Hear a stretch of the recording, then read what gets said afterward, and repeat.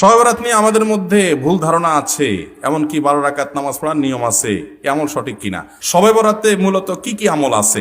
আপনি আল্লাহ তাআলার পক্ষ থেকে সাধারণ ক্ষমার আশায় দোয়া করছেন, নিজের মতো করে ইবাদতবন্দি করছেন, সেটা আপনার ব্যাপার। আমি একটু আগেই বলেছি, শবে বরাতে নির্দিষ্ট কোনো নামাজ, নির্দিষ্ট কোনো রাকাত সংখ্যা, নির্দিষ্ট কোনো আপনার পদ্ধতি, এগুলো কোনোটা কোনো হাদিস দ্বারা প্রমাণিত না। শরীয়ত আপনাকে নির্দিষ্ট কোনো ফরম্যাট ঠিক করে দেয় না যে এই ফরম্যাটে আপনাকে করতে হবে। আমরা অনেকেই 5 ওয়াক্ত নামাজের খোঁজ খবর নাই, কিন্তু শবে বরাতের নামাজের রাকাত সংখ্যা, পদ্ধতি এগুলো আমাদের মুখস্থ এবং খুব প্র্যাকটিস করি। এর অন্যতম কারণ হলো আমরা মনে করি ওই রাত্রে ভাগ্য ঠিক হয়। অতএব এই রাত্রে যদি আল্লাহর কাছে একটু দোয়া দরুদ করে নামাজ কালাম পড়ে ভাগ্যটা নিজের পক্ষে করে নেওয়া যায়, তো আবার আগামী 1 বছর যা মনে চায় করব। বাংলাদেশের সবচেয়ে বেশি মানুষ মসজিদে আসে কোন রাতে? শবে বরাতে। মসজিদে মানুষ আসছে, এটা তো খুশির কথা, কিন্তু কথা হলো ওই রাতেই কেন বেশি আসে, অন্য সময় আসে না কেন? কাহিনী কি?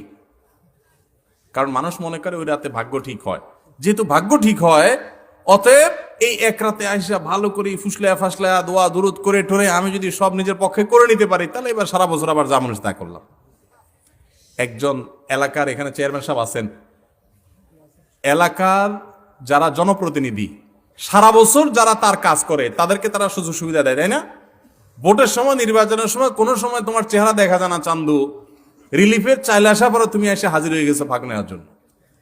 কি বলেন, চেয়ারম্যান সাহেব তারা খুব পছন্দ করে দিবে না দৌড়ানে দিবে? সারা বছর মসজিদে আসার খবর নাই, এখন তুমি ভাগ্য ঠিক হওয়ার আশা করে ওই সময় এসে সিরিয়াল দিয়ে দাঁড়ায় গেছো। তুমি পানি চেঁচার সময় ছিল না, মাছ ধরার সময় হাজির হয়ে গেছো।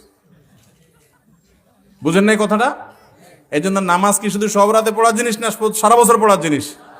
আর ভাগ্য কিন্তু মানুষের সবাই কদরও ঠিক হয়। সূরা দোখান আয়াত নম্বর 3 এবং 4 পড়বেন। আল্লাহ সুবহানাহু ওয়া তাআলা বলেছেন, ইন্না আনজালনাহু ফি লাইলাতিন মুবারাকা ইন্না কুন্না মুনজিলিন ফিহা ইউফরাকু কুল্লু আমরিন হাকিম। ওই যে রাতে কোরআন নাযিল হয়েছে সেটা লাইলাতুল কদর, সে রাতে সমস্ত গুরুত্বপূর্ণ বিষয়গুলো ধার্য হয়ে থাকে। আল্লাহ আমাদের বুঝার তৌফিক দান করুন।